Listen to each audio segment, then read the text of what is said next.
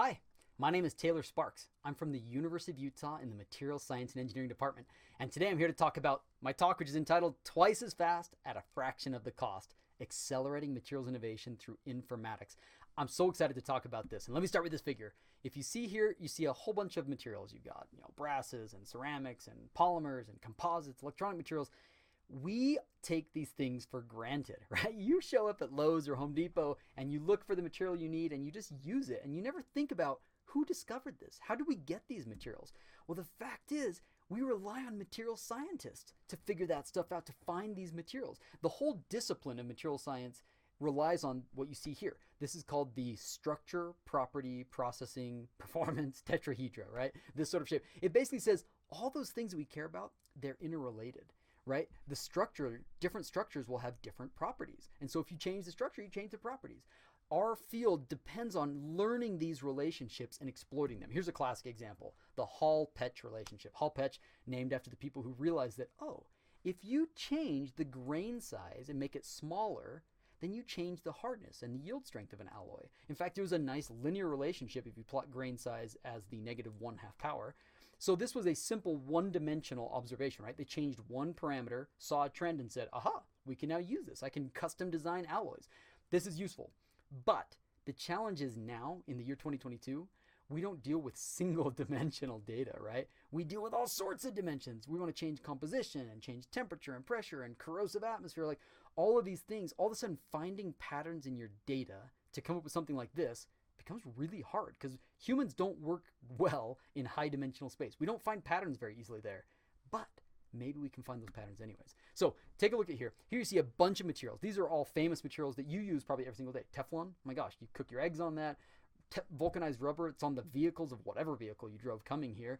Insulin, my gosh, stainless steel, Play-Doh, bulletproof glass, artificial sweeteners, all of these things, what's amazing about them in common, these things have in common that they were all discovered accidentally, right? It's not like somebody went in the lab and said like, I'm guessing that if I change just this thing, I'm going to get this outcome.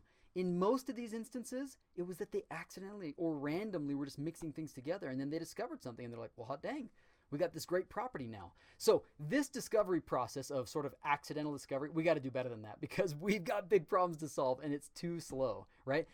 Just to give an example, if you look at like the development of the skin, the metal skin of airplanes, aluminum 319 is a common material for this.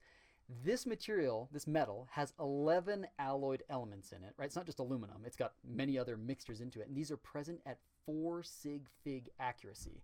So it's incredibly complicated. The compositional space to find that single alloy that has the right properties is crazy, right? Totally bonkers. And that's why, these alloys basically took 100 years plus to develop. How about this one, lithium-ion batteries? In every single device that you have, right? We've moved almost entirely toward lithium-ion batteries. Well, these were discovered in 1974. Stan Whittingham, right? Won the Nobel Prize for it a couple years ago. They weren't even commercialized until 20 years later almost. And then it took another 20 years before they really ended up in our devices. That timeline, tragically, is sort of the norm. It takes decades. From discovery to commercialization is typically decades. So we've got to speed things up, hence my title, my talk, which comes from the Materials Genome Initiative, right? This came out from the White House in 2011. It was the idea that, hey, maybe there's materials genes, right? We don't know how to define those genes quite yet. But just like there's genes in our body that give me freckles and this debonair mustache, right? Maybe there's genes in materials that can give materials the right properties. And all we need to do is learn those genes. So that was the idea behind this. And it had the ideas like, hey, take advantage of data, combine experiment with computation, do fewer experiments, right? Train a machine learning sort of workforce. All these sort of concepts were there.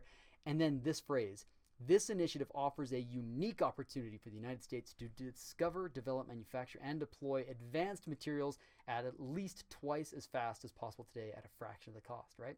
Sounded crazy at the time. And yet it's already bearing to be true, right?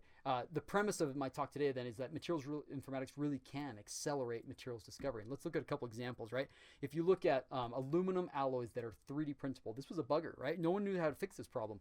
We knew that we wanted to be able to print aluminum, but we couldn't do it for the longest time. None of the alloys were suitable. So a collaborative team from UCSB, from HRL, and Citrine Informatics, they got together and they used machine learning to predict which compositions to look at. Because again, they had essentially infinite compositional space to start